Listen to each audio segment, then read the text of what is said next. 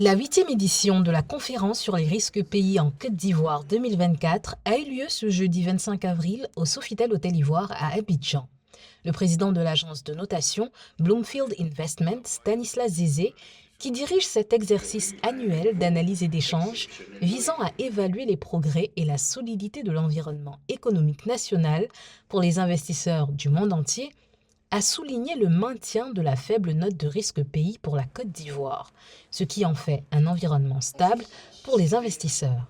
Alors la Côte d'Ivoire passe de 6,2 à 6,5, donc reste dans la catégorie de risque faible où nous recommandons l'investissement dans ce pays-là. Et ce qui a tiré cette notation, en réalité, tous les paramètres, le climat des affaires est passé de 6,4 à 6,5.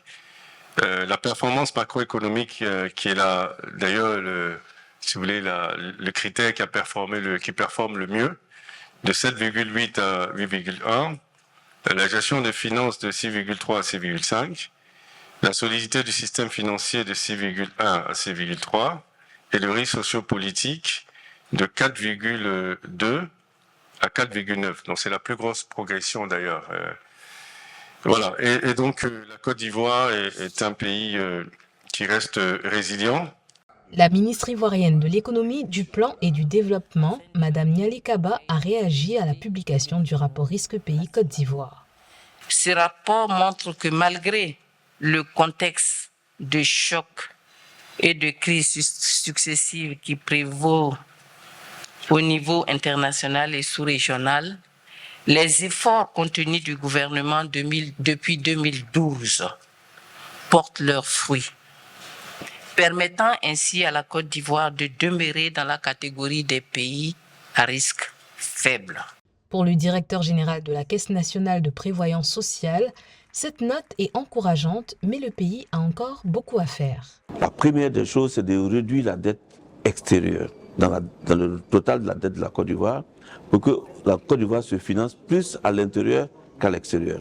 Ça, c'est le premier élément. Le deuxième élément, c'est faire en sorte que les entreprises, les PME, tout comme les grandes entreprises, puissent trouver des ressources locales. Et c'est en cela que la CNPS, en étant actionnaire dans plusieurs banques, en étant actionnaire dans des fonds d'investissement, favorise donc le financement des entreprises. Et son rôle de sécurité sociale aussi, qui fait qu'en assumant les prestations au moment, avec les revalorisations qu'on fait régulièrement de la retraite, la population, on joue un peu aussi un rôle dans la réduction de la pauvreté, toute chose qui est un indicateur important, l'indice de pauvreté dans un pays. Plus nous allons avoir des parts importantes dans l'écosystème financier et bancaire, plus nous allons financer les entreprises locales.